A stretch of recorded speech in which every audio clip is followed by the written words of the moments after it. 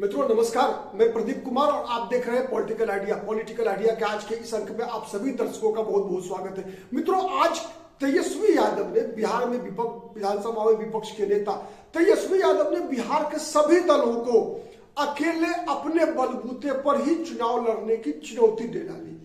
आज तेजस्वी यादव ने स्पष्ट रूप से उनका वैसे संकेत इशारा जो है वो तो नाम लेकर कहा मुख्यमंत्री नीतीश कुमार को कि नीतीश कुमार को अगर अपनी लोकप्रियता का इतना ही घमंड है, ठीक है, भारतीय जनता पार्टी को अगर अपनी शक्ति का इतना ही घमंड है तो भारतीय जनता पार्टी और नीतीश कुमार अपने बलबूते पर चुनाव लड़ ले।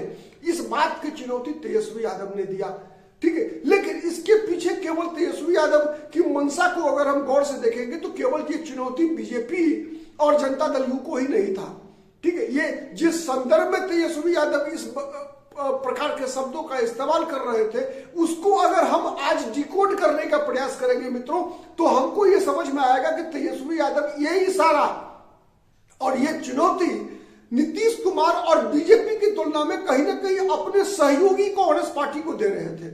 आपने देखा कि विगत दिनों किस प्रकार से तेजस्वी यादव और लालू प्रसाद यादव की मर्जी के खिलाफ कांग्रेस लगातार अपना अभियान बिहार में चला रही है। कांग्रेस लगातार नौकरी दो पलायन रोको यात्रा चला रही है। कन्हैया कुमार उस यात्रा की लीड कर रहे हैं।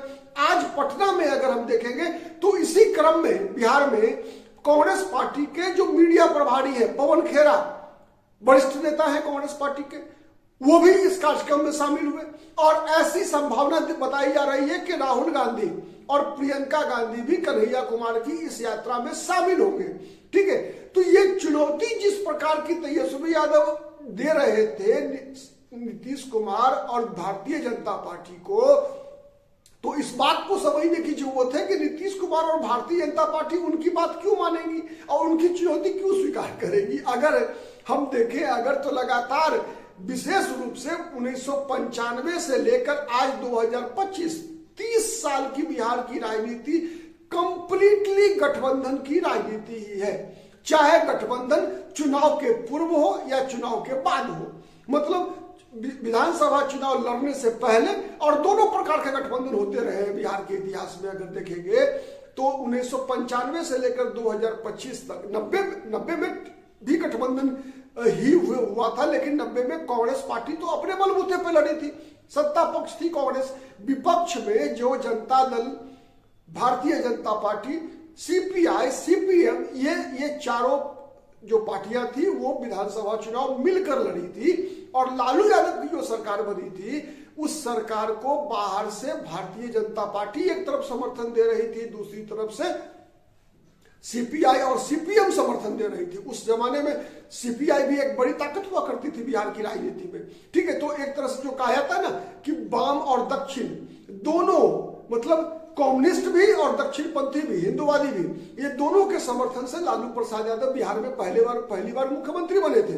तो ये तो खैर इतिहास की बातें हो गई। उसके बाद गंगा में कितनी पानी बही आपको पता है कि मैंने जो लाल कृष्ण आडवाणी की रथ यात्रा को लालू प्रसाद यादव ने रोका, उसके बाद वीपी सिंह की सरकार से बीजेपी ने समर्थन वापस लिया, बिहार में लालू प्रसाद यादव की पार्टी से समर्थन बीजेपी ने वापस लिया, बाद में फिर समर्थन वापस लेने के बाद जब लालू प्रसाद यादव की पार्टी अल्पमत में आ गई तो किस प्रकार से लालू प्रसाद यादव ने बीजेपी के 10 विधायकों को तोड़ लिया, इंदर सिंह नामधारी, उसके बाद समरेश सिंह जैसे नेताओं को भारतीय जनता पार्टी से तोड़कर लालू प्रसाद यादव ने अपनी सरकार बचाई। एक तरफ बीजेपी को भी लालू प्रसाद यादव ने तोड़ा और सीपीआई को भी तोड़ा।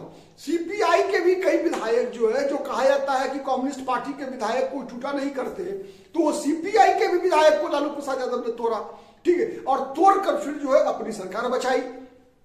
खैर ये तो इतिहास की बात है। उसके बाद भी देखेंगे तो कई ऐसे चुनाव हुए। 2010 का विधानसभा चुनाव जब कांग्रेस पार्टी और राष्ट्रीय जनता दल अलग अलग चुनाव लड़ी, लेकिन इस बार क्या है, इस बार एक विशेष बात यह है कि तेजस्वी यादव के समक्ष चुनौती बड़ी है। चुनौती बड़ी क्यों है उसका कारण है, उसका कारण क्या है कि अभी इधर 5 वर्षों से पहले कि अगर बिहार की राजनीति को देखेंगे तो उसमें था क्या कि जो बिहार का जो मुस्लिम मतदाता और यादव मतदाता 2014 से पहले कह लीजिए, एक तरह से पहले यादवों ने छोड़ा कुछ हद तक, फिर मुसलमानों ने छोड़ा ज्यादा। तो 14 से पहले MY कंप्लीटली राष्ट्रीय जनता दल के साथ थे, चाहे राजद चुनाव जीते या चाहे हारे।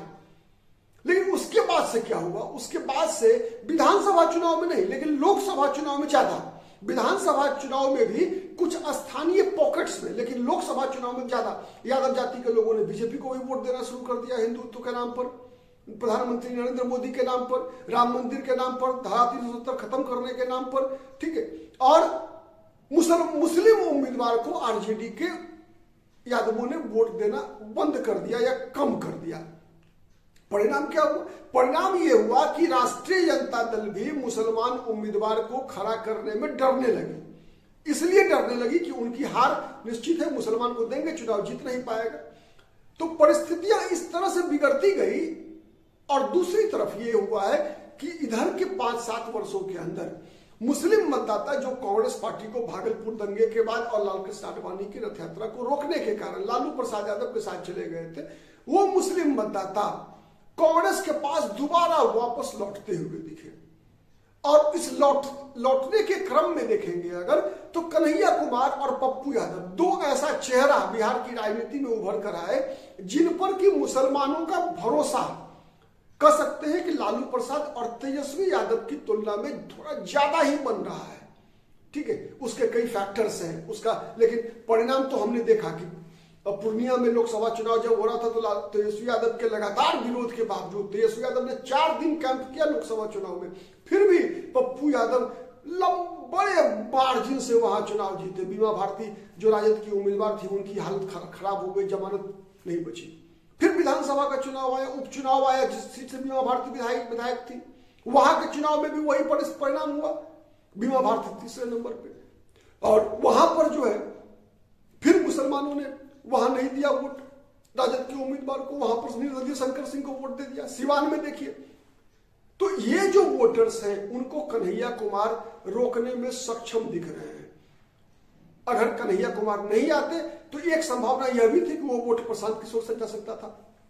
खैर ये सब परिस्थितियां हैं, ठीक है। तो कहीं ना कहीं कन्हैया कुमार की को जिस प्रकार से राहुल गांधी बिहार की राजनीति में प्रमोट कर रहे हैं और साथ साथ पप्पू यादव को भी बिहार में लगातार सह दिया जा रहा है। तीसरा काम कांग्रेस पार्टी ने यह किया है कि एक मुसलमान को, मुस्लिम विधायक को, शकील अहमद खान को विधायक दल का नेता बना दिया। प्रदेश अध्यक्ष अखिलेश सिंह को हटाकर एक दलित समाज के व्यक्ति राजेश कुमार राम को जो है प्रदेश अध्यक्ष बना दिया और कन्हैया कुमार को स्टार बना के बिहार में पदयात्रा करवा रही है। तो ये जो तेजस्वी यादव का डर है, उस डर के कारण तेजस्वी यादव ही नहीं बल्कि पूरा लालू यादव का परिवार परेशान है। और उसी परेशानी में आज जब किसी संदर्भ में मौका मिला तेजस्वी यादव को, तो तेजस्वी यादव ने कड़ी चुनौती दे दी कि सब पार्टी, जितनी पार्टियां हैं बिहार में, सब अपने बलबूते पर चुनाव लड़के देख लीजिए किसकी कितनी औकात है, ठीक है। तो चलिए देखते हैं, चुनाव तो अभी 7 महीना देर है, लेकिन इसका जो अब प्रतिदिन देखेंगे बिहार की चुनावी राजनीति में कुछ न कुछ हंगामा रहेगा और उन हंगामा को लेकर हम आपके साथ चुनाव तक तो निश्चित रूप से बने रहेंगे। हर समाचार का, हर नेताओं के बयान का विश्लेषण आपके साथ करेंगे। बहुत बहुत धन्यवाद। नमस्कार, जय हिंद, जय भारत।